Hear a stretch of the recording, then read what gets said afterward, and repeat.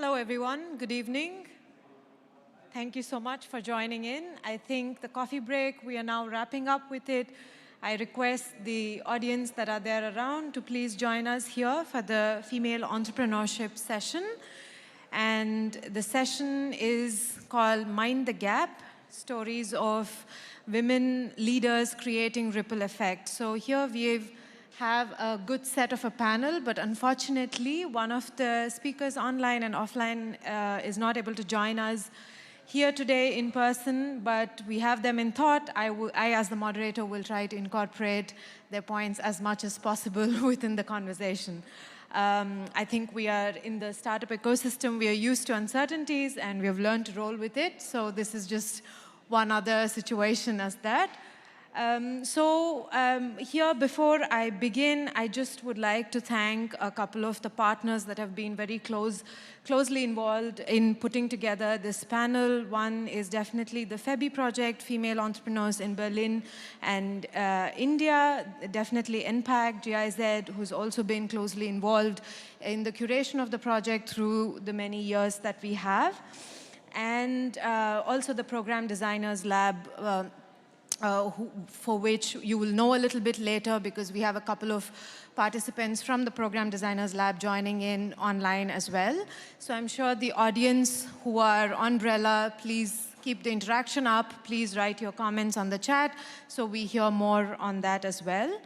And speaking a little bit about the objectives of this panel, we specifically would be targeting, I mean, you can see the topic, it's Mind the Gap. We would be talking about the different kinds of gaps which are pertinent in this ecosystem. How do we identify solutions for it? What are some key areas of scale mechanisms for female-led startups? And also finding the right sponsors and mentors to reach their goal in this process. So we also have the audience coming in online, and predominantly they are Asian, and European Berlin female entrepreneurs, and also organizations that are interested in this space. So I welcome you all, and today, to begin with, I will first invite Dina, who is here with us. Please come on stage, and then let's have a chat. And I also would like to invite Sasha, who is with us online, joining in from Moscow. So I think we will begin the chat now. So if I may now start.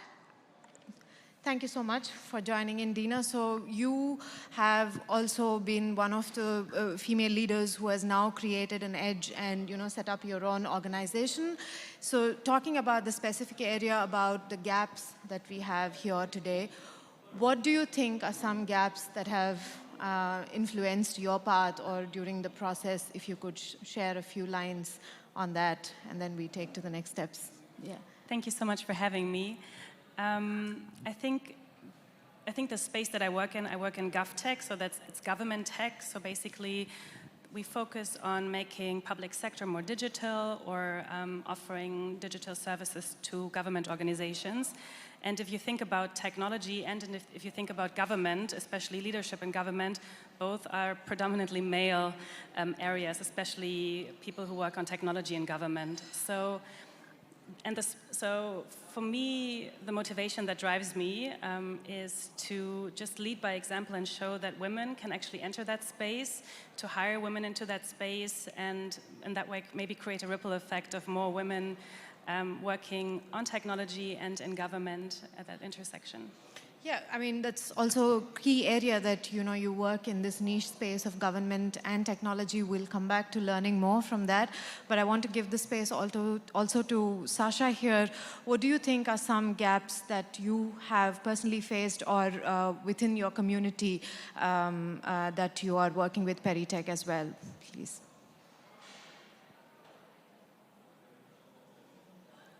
Sasha, if you could share.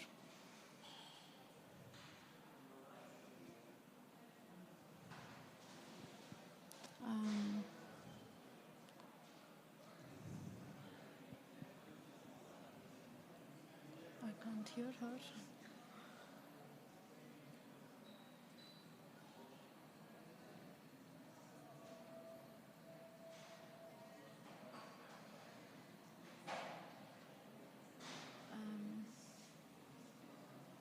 Unfortunately, I can't hear Sasha.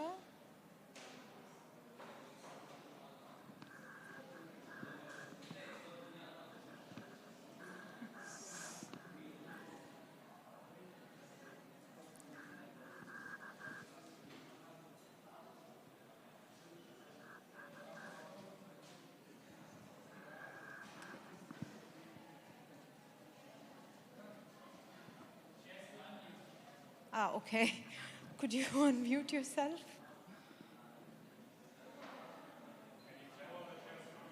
Yes, I did.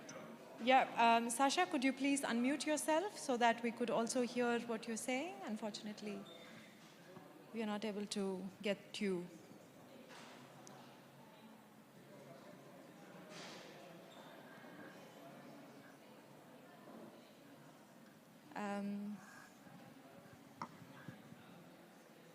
Okay, maybe I continue the conversation with you. Looks like you're the one privileged speaker today in here. And perhaps the tech team will get to Sasha and clear that glitch out. So, yes, so maybe, again, we were just talking earlier also about the aspects of how you or your organization creates ripple effects or creates such kind of impacts. And especially in a public sector, could you share a little bit with me on that? Sure. So maybe to focus on it from a different perspective. So in Germany, I think the majority of people working in public sector are actually women in many areas. And so when we think about product design in our case, for instance, we do focus on incorporating different perspectives, having a diverse tech team, because I think if the target audience, not only public sector, but actually half of population is not identifying as male. So I think the people who create products for this large audience should also be diverse in order to understand needs and reflect different perspectives. Great. And maybe I know we have a few audience here. I would also want to check in with you. I think now we are also going to understand a little bit from a policy perspective as well. So when we talk about policy, I think one of the big questions that really comes across with the question of female entrepreneurs is the big question of quotas. And maybe if I can hear from somebody here, is any of you in the audience pro or against quotas? Anyone pro quotas? Can raise your hands. Pro quotas, anti quotas? For the pro, anti? Anti, great. Anyone else? Pro, anti? No perspective. Okay, cool. So maybe let me put that question back to you, Dina, about what you think specifically from the quota perspective. Do you think it helps businesses at this point of time? Yeah, a little bit on that front.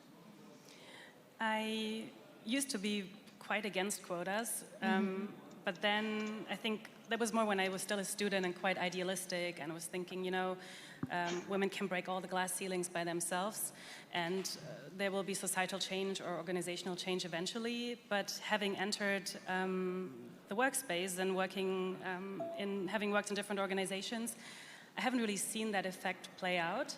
So while I'm not like a strong proponent of it, I think having quotas is something that will temporarily bridge the gap and also offer the incentives, or not even the incentive, but it will nudge or even push organizations to diversify more, because I think setting a quota forces organizations to fill the pipeline with diverse talent and encourage people to join leadership positions.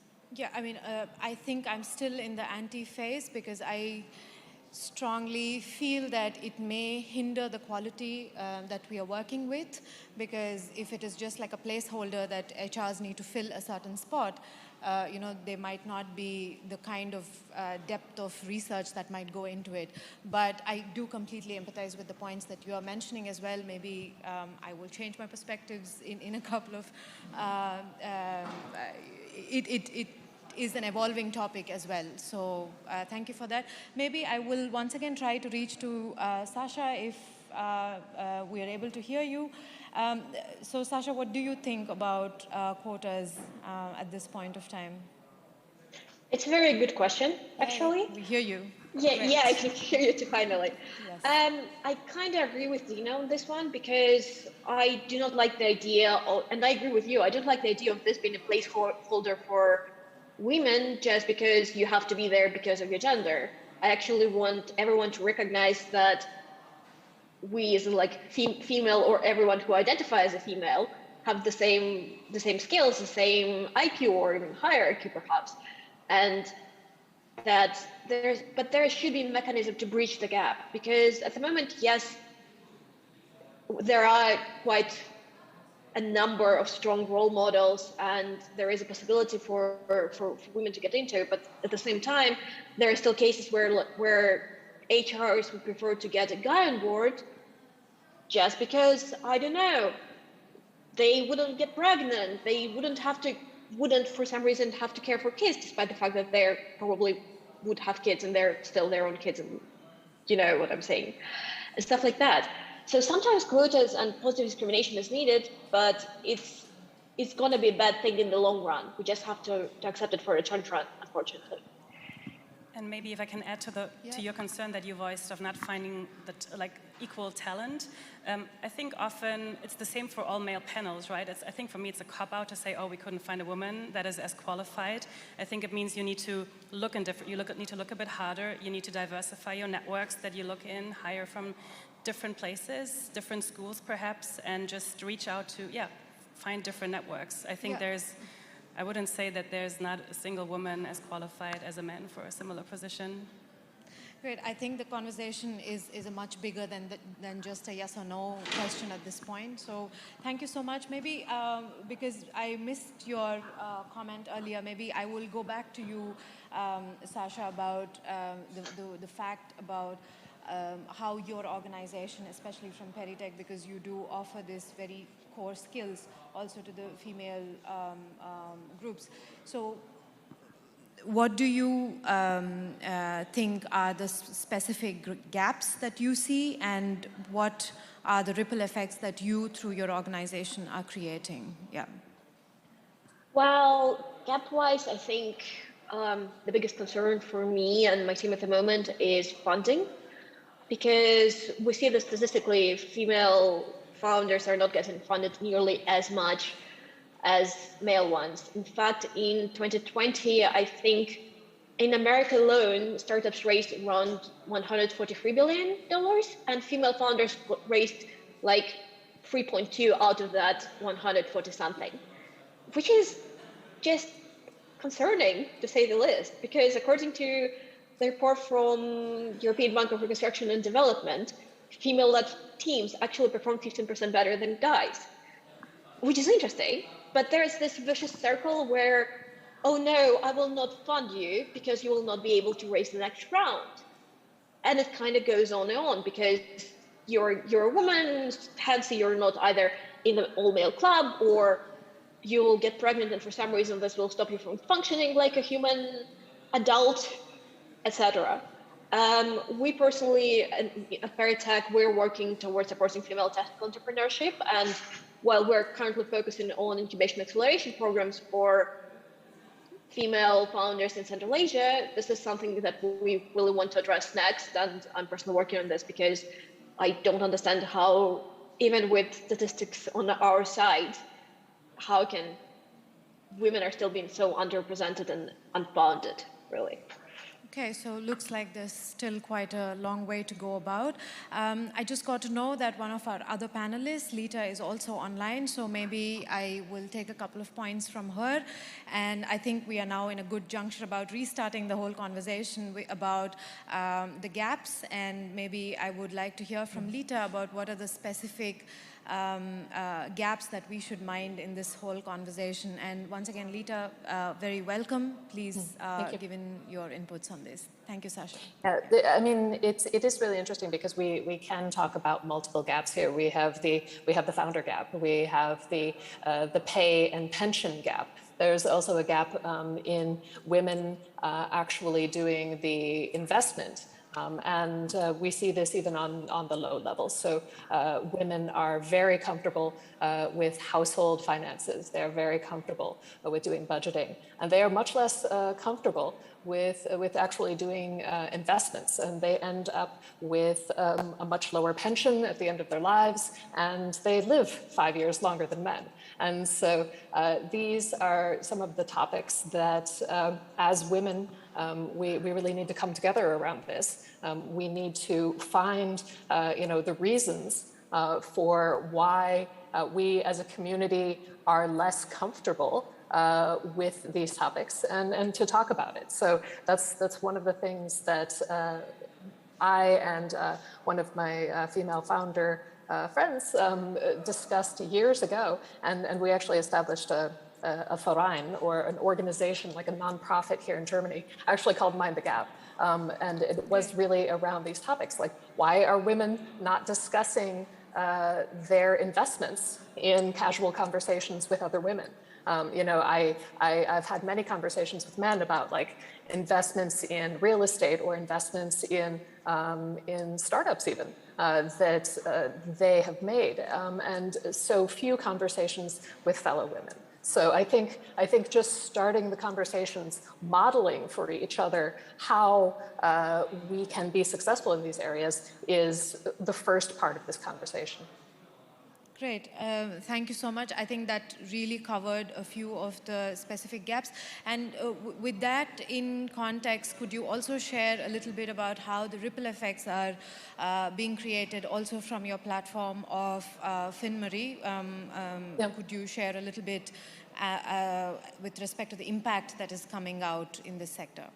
Yeah, one of the things that we have noticed about particularly women and their finances, again, is that they have comfort and they feel complete control about the smaller financial issues. But then when it comes to larger financial issues, whereas men seem to feel much more comfortable in just leaping into the stock market, starting to do investments, women tend to be more cautious about that. On the other hand, once women do get into investment, one of the things that we've noticed is that they make wonderful investors.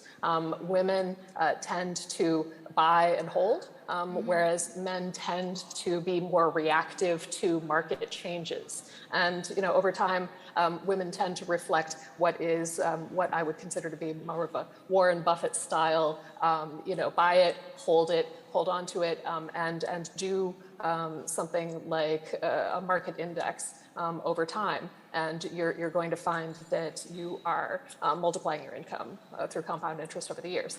But once they just have to get into the topic. And I think that's one of the big challenges we're seeing, is that women are mothers, women are caring for parents, women are caring for their communities. And one of the things that was pointed out by, I think it was Melinda Gates, was that when women are making money, most of that money is going back into the family. Or back into their communities, so it was something like 70%, whereas men, it's more like 30%. And they're doing more with their money that is discretionary. And so that's an interesting point too, where we can look at how the impact of women's spending and women's investment can really move economies. And that's something I think that we need to be talking more about, especially with women, when we ask them about what their goals are. Because so many women that we talk to, their goals are about strengthening their families. Their goals are about strengthening their communities and the things that they believe in. So it's really values driven. Great. I think women being economically independent is one thing, and the point that you brought in with respect to handling those finances or the economy is just another crucial perspective as well. So thank you for that. Maybe as we have you now, Lita, and we were just, I was just talking the same points with Sasha and Dina as well about the whole policy perspective with respect to quotas. So I just want to also pan it out onto you as to what your perspective is here, if you're pro or if you're against it, especially for female leadership. Yeah. Just wanted to understand a little bit from your perspective as well. Yeah. I mean, yeah, from my perspective, sometimes you need to jumpstart things with policy, right? Okay. In the same way that, of course, in a right and just world, everything is going to fall into place naturally. Sometimes I think you have to give people the boost so that they can start seeing this in practice. And if we need to do that through something legislative, then sometimes I think that's necessary. I think it's been necessary to create, for example, in Germany, we just had the Day of German Unity yesterday. And part of German unity has been propping up the East, making sure that the investments have been made to bring the East up to par with the West. And in the same way, I think we can look at bringing women up to par in positions of power as a temporary program that gets things to where they need to be. Great, thank you. Thank you for that perspective, and also a great analogy about on the same context as well. So now I think I will chat with you, Dina, specifically because when we were previously having a quick chat, you mentioned that even as a startup, it's very important for you when you go to investors to see how diverse their portfolio is, or how diverse their teams itself are. And it struck me as very fascinating because even though as startups you're on the receiving end, you still want to go to that extra mile to see, I mean, it just shows how important diversity is. So could you let me know a little bit more on that front, and how important it should be for startups and how realistic it is? Yeah. Sure. So, I've recently been talking to many investors, and the first thing I do when I talk to a venture capital firm, for instance, is I look at their homepage. I look at the makeup of their team, how many women are general partners, limited partners, how many people work in their investment team, and not just on communications, HR, office management. I want to know how many women drive the core business. And then I look, my second click is to look at their investment portfolio. How many companies have they invested in that have a female team, female-led team, that have some women in the founding team? And really, unfortunately, and I think if we look at the numbers, it's quite obvious why this is still the case, that usually you just have a bunch of men looking at you from the homepage. So for me, as a female founder, working with investors, I want to work, because it's not just taking money from people, it's also like building a relationship, working with people, looking how people can help you grow your business. And in that case, I want people with a different perspective and not just the same, maybe male business school perspective, who is very valuable. And I do have a lot of amazing male mentors who really represent that view, but I'm looking for something that goes beyond that. And I think as female startups, and I think, Sasha, you mentioned this earlier, how there's such a funding gap for female founders. I think the only way for us to break the cycle that is being created is by having more female investors in venture capital. There's now networks of women angel investors, which is amazing to see. And but I think this is still the biggest boost we can give female startups. Great, thank you, and thank you also for being so empathetic about the entire ecosystem. Maybe if I could also get in some inputs from Sasha and Lita on this, because you also come from the other perspectives, and Dina here specifically spoke about the startups. So what would you comment on this front?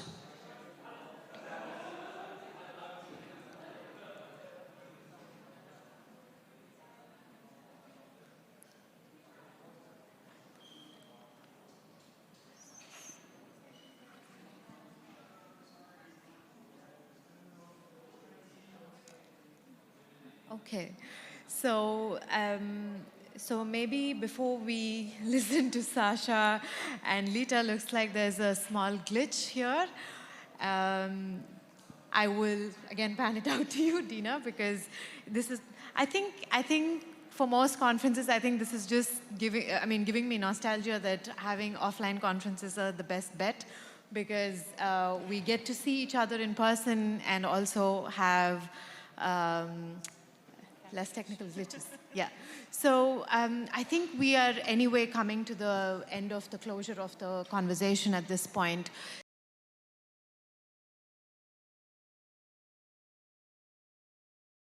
Also to our other extended listeners, what are some key takeaways as female entrepreneurs to definitely keep in mind? That would be really interesting also for them. Yeah. Yeah, I will get to them. Okay. Yeah. So my key takeaways is I think that maybe one thing is that power comes in numbers. So I always try to encourage other women to join startups, to start their own businesses, to just think about new ways to make it have impact, to diversify not only people working in startups, but especially also on the investment side, because I think those are the two levers of empowerment in this case. In startups, unfortunately, empowerment comes through money. Of course, yeah. But through investment, yeah. Yeah, because the other day I was listening to this comment where it said women startups need more sponsors than mentors. So I think the point that you mentioned really resonates. So I think I have Sasha back again here. So Sasha, could you, we are now almost at the closing of the conversation. So perhaps if you could let us know a couple of key takeaways for your fellow female entrepreneurs, that would be wonderful.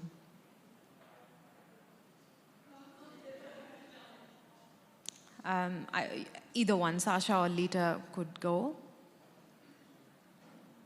Okay, takeaways for fellow female entrepreneurs. In general, I would say one of the most critical things to do is to be bold. The thing that I have seen as the biggest limiter for the women who have been entrepreneurs, even this morning I was mentoring a few women entrepreneurs, and they have great ideas, and they have done their background work, but they are not they're not bold enough in their statements, and they're not bold enough about putting themselves forward. And I see this very often in the women that I am that I'm mentoring, is that they hold themselves back, and that's one of the things that I think we need to do for each other, is to just push, and to not hide what it is that you're doing. Because in some ways we are enemies to ourselves, I think, by not putting forward what we're doing and talking about it and promoting ourselves. And I think the world in some ways does not encourage us to do that. But we do have to do the work and to promote our fellow women who are entrepreneurs as well.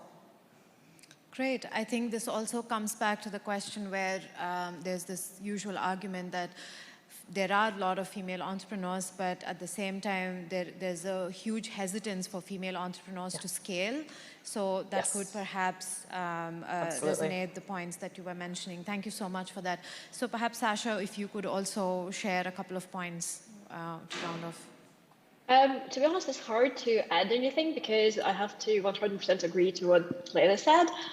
But probably, yes, you don't be scared in general, because life's going to be tough. If you're an entrepreneur, it's going to be tough. There will be downs, there will be ups, but you kind of have to power through that. If possible, get a good support team, because I'm not talking only about founders, but maybe friends or family, because in those moments when things are going to be down, you need this net, you need your community, you need people around you to support you, to make sure that you're okay and you can actually go stuff and go back up. And also probably do mentor others, because probably one time you were a mentee, and then if you can kind of give back to the community, if you can support other female entrepreneurs, it's always a good thing to do. It's not only because of reputation, but just because we have to support each other, because there is still very few of us. And I think it's supposed to be, we have to show encouragement, especially for those who are just starting, because for them it might be extra scary to start because they don't really have enough role models, or they have any other obstacles. So if you could support other women, please do that. Yeah. Thank you. I think one of the key points, I mean, I don't think you have really repeated yourself, so don't worry about that, because one of the key words is definitely the support system and the extended networks, because it could be the family, it could be the partner, it could be whoever is in your close-knitted circle, your boss, your mentor. So I think that ecosystem is definitely important, and that's what makes it thrive. And the concept of giving back. So you've got a mentee, try to be the mentor. Great, thank you so much. So I think we have now had a good round of a discussion. So now I would like to give the floor back to Will, who is also here joining us online, and he would like to say a few words about the Program Designers Lab. And we also have a couple of interesting counterparts joining in to quickly share their perspectives. So I would now give the floor to Will. Yeah. Okay, so unfortunately Will is not here, but nevertheless we can still take the conversation forward. I hope there is Vandana and Nayaz in the call, so I will take the lead and introduce the Program Designers Lab. So Program Designers Lab, it's a very interesting concept about empowering and supporting organizations that are backing female entrepreneurship, which is really giving back and making these communities as strong as possible. We successfully launched Program Designers Lab in quite diverse ecosystems from Iraq, India, Uzbekistan, Tunisia, Ghana, etc. So I think there is a concept of it being globally relevant, the concept of nudging female entrepreneurship and driving female entrepreneurship. So with that in perspective, we have two counterparts from India who are here, who could quickly perhaps share their views. Maybe first I give the floor to Vandana, if you could come online quickly. I have a couple of rapid fire questions for you. Sure. Thank you so much. Thank you for making me a part of this wonderful conversation, and thank you, speakers, for those wonderful insights. Great, Vandana. Would you like me to introduce? Great, Vandana. So I think I'm seeing you once again online. This is the second time, and I'm very happy that you're here. So from your perspective, if you could just give us a quick line of introduction, and most importantly, to resonate the topic that we are talking through your work, especially with the startups and the work that you're doing. Could you tell us what is that one main gap that you have identified through the work? Quick introduction and the gap, please.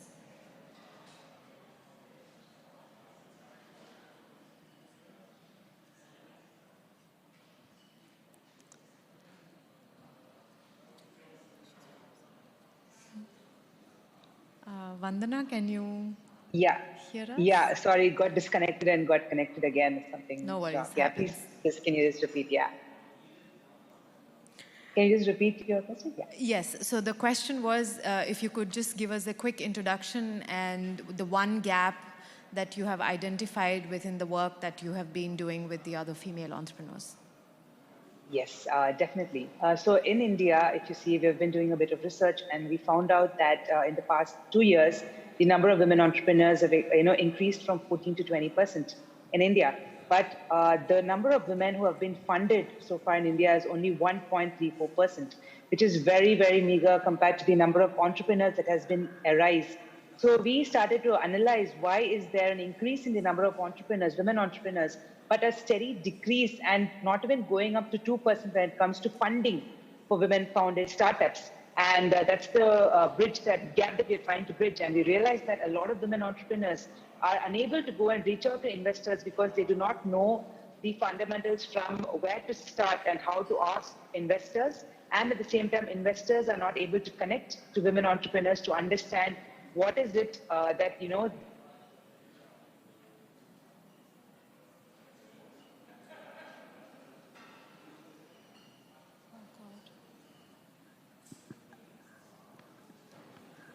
So basically, I think Vandana was talking about the gap of investments reaching out to startups, and I think the Program Designers Lab also supports here because they do give access to capital, access to networks, so perhaps that was a good fit at that point. Could I once again get Vandana, or perhaps move to the next counterpart? Or, Yeah, I'm there is. here. Yes, thanks, Vandana. Sorry, I don't know where I left off. It's just going off, on and off. No worries. Yeah. I think we got the point that you were mentioning about the Right. gap that you were filling with the startups and investors. So very quickly, moving Right. to my next question, what is the solution that you think would work for them? What have you come up with? Yeah. So we have come up with a subscription platform for women, where basically we call it FemVest, where we have we are acting as aggregators who connect women entrepreneurs to investors. So we basically provide the information that women need or they ask about getting invested, and we provide the access to these women entrepreneurs to investors, where they are investment ready, they're able to answer the questions that investors want, and are equipped to handle right from communication skills to financial projections to the entire the process of how they need to ask for funding. So that's the kind of bridge that we are bridging the gap when it comes to investment with our platforms. So that's what we've come up with through the PDL program. Wonderful. Thank you so much. I think I request you to also stay in the Brella tool and also interact with the other audience. I'm sure the solution that you have offered is widely applicable and also useful to the extended community. Thank you so much for joining in. I will move to the next colleague. Naz, please, are you also in? Yeah. Hi, and thank you for inviting me here, and great insights. Thank you so much. Very kind of you. So perhaps if you could also give us a quick introduction and what are those one or two gaps that you have identified with the work that you're doing would be great, please. Sure. Thank you for that question. So I'm Nayaz Ahmed. I am part of Jain University Incubation Center here in Bangalore. We are a startup incubator accelerator supported by Department of Science and Technology, Government of India. We as a group has been pioneers of entrepreneurship and incubation as we started supporting startups since 2001, and we have supported over 100 plus startups. As part of the PDL program run by the Impact, we were able to collaborate and work on an important problem. And the problem is basically when we did our research, we found that women entrepreneurs running early stage tech startups usually face challenges to succeed in the startup age group of 0 to 3 years. The main reason was due to the lack of relevant resources. Okay. And also the second point we found out was 48% of the female founders do not have qualified mentors to guide them. So this came out in our research. And on the other side, we found that the ecosystem enablers like incubators, accelerators, or investors and financial organizations, they do not have access to the women entrepreneurs on the one side. And there are only a few women entrepreneurs who are able to reach out to these organizations are the ones which actually have access to them, right? So other than that, there are only a set of women entrepreneurs which these guys are getting access to. And that was the critical problem we found out. Great. So I think you are covering it end to end, both from the resource perspective and also from the mentor's perspective. So that's kudos. And so I think you also quickly covered the solution as well within your answer, or do you want to add another statement about what is the particular solution that you're working with? Yeah, I mean, the solution actually is an intelligent platform which connects women entrepreneurs, of course, with the women ecosystem enablers. What we are trying to also do is just not kind of connect. I mean, there are a lot of platforms which do that. And here we are trying to do is we are going to, I mean, the artificial intelligence behind this will try to understand the women entrepreneurs requirements in terms of what kind of program they want to get in, what type of investors would fit them. And on the other side, we also take up the requirements from the programs itself, incubators, accelerators, and investors, and then we kind of match them to fit so that the women entrepreneurs get the right programs and the ecosystem enablers are able to handle the right kind of women entrepreneurs. Thank you. Great, thank you so much. And once again, please stay in for the networking on the platform. Would be wonderful to get in your insights, and I'm sure our extended community would like to have your contacts and network further. So do we have time for one audience question? Okay, so perhaps if maybe... Hi Amrita, this is Shweta, I'm here. Where? Yeah, okay, hi. Hi. I think some network issue and I couldn't join earlier. Yes, Shweta, please, then if you could also let us know a little bit from your perspective and what are the main gaps that you have identified. Yeah. Sure. So hi everyone. First of all, thank you so much to the Asia Berlin Summit to give us this opportunity. And thank you to Will and Quantan and the team at PDL and PAC to give us this opportunity. Unfortunately, we couldn't be there, but very happy and very glad to participate in the program from here. So a very quick background on myself and the team. So I've been an entrepreneur a couple of times myself, spent about a decade in the startup ecosystem, where we have ran multiple programs for startups as well as women entrepreneurs. And as a team, we are a team of 3 where a couple of my other colleagues, they also come from the ecosystem. They have ran multiple programs over the past several years.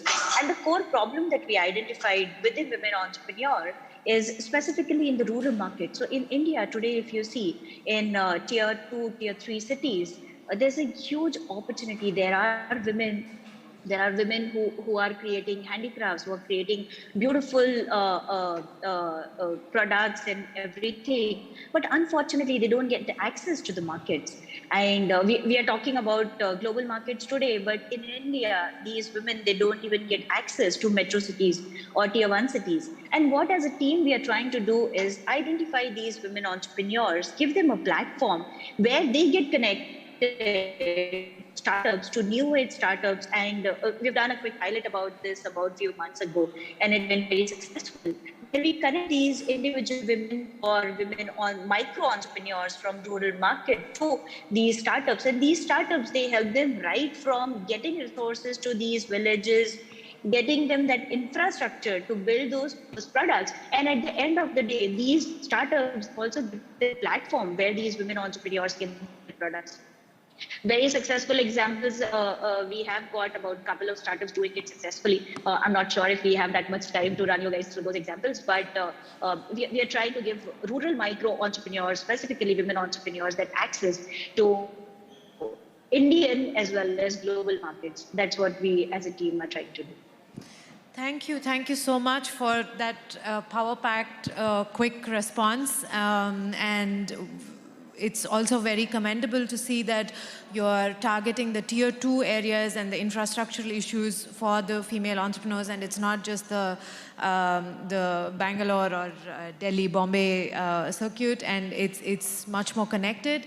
Thank you so much for your points as well. And I think now we have come to the conclusion of the panel. I thank all the 3 PDL participants who have joined us online. Thank you also, Will, for being here. And most importantly, the speakers that are here. Dina, thank you so much. Also to Sasha and Lita, who have joined us online. So with this, I wrap the session and give the floor to Dirk. Yes, thank you. Okay, give it up, ladies and gentlemen, for a wonderful